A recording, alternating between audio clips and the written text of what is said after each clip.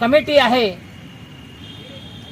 दीक्षाभूमी स्मारक समिती ही कसल्याही प्रकारचं स्वच्छता इथे ठेवत नाही। या समितीचे कसल्याही प्रकारचे विकासात्मक धोरण दिसत नाही। दीक्षाभूमीच्या सौंदर्यीकरणासाठी शासन पैसे देते, तर शासनाच्या भरोशावर दीक्षाभूमी नाही। महाराष्ट्रातील नव्हे तर भारतातील 1 रुपया जरी वसूल केला तरी दीक्षाभूमीचं सौंदर्यीकरण झाल्याशिवाय राहणार नाही। परंतु हे पैसे दानपेटीतले जातात कुठे हा प्रश्न आहे।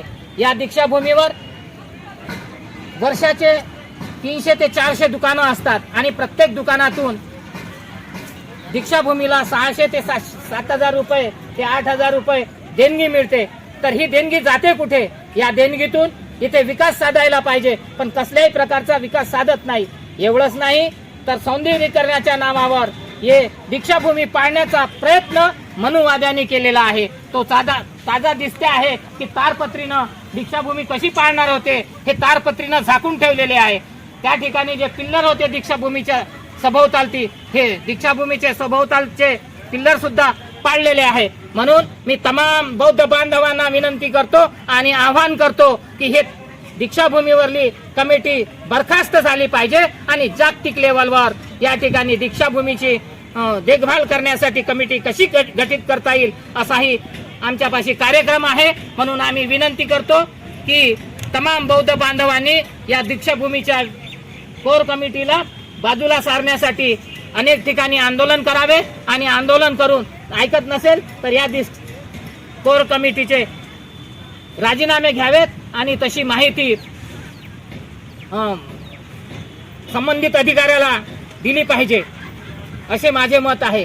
आता दीक्षाभूमीवर हजारो अनुयायी जमा झालेले आहे आणि हे दीक्षाभूमी स्वच्छ करत आहे। स्वच्छ करत असताना अनेक अडचणी निर्माण पोलीस यंत्रणा करत आहे, ते दूर सारून आता आम्ही हे करत आहोत। तसंच त्याचप्रमाणे या दीक्षाभूमीतली काही जागा करीबन 4 एकर जागा त्याला क्रिकेट भरवण्यासाठी दिली आहे आणि दीक्षाभूमीचं विभाजन केलेलं आहे। हे विभाजन नष्ट कलेक्टर साहेबांनी करायला पाहिजे होतं, पण आजपर्यंत कलेक्टर साहेबांनी कोणताही दीक्षाभूमी विषयी निर्णय घेतलेला दिसत नाही आणि ही दीक्षाभूमी स्वच्छ करत नाही।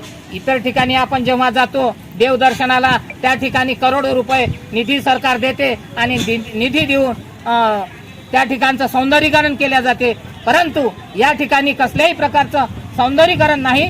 करोडो लोक या ठिकाणी येतात आणि हे दुकानं थाटून हे व्यवसाय करतात। हा व्यवसाय बंद झाला पाहिजे आणि या कोर कमिटीला माझं आव्हान आहे का दीक्षाभूमीवर कसल्याही प्रकारचं दुकान लावता कामा नये, रोडनी दुकानं लावावे आणि आपला पैसा कमवावा असं माझं मत आहे। आणि कलेक्टर साहेबांनी हे दुकानं लावण्यासाठी हे सारे रस्ते ब्लॉक करावे आणि ब्लॉक करून दुकानासाठी महानगरपालिकेने ते जागा द्यावी असे माझे मत आहे।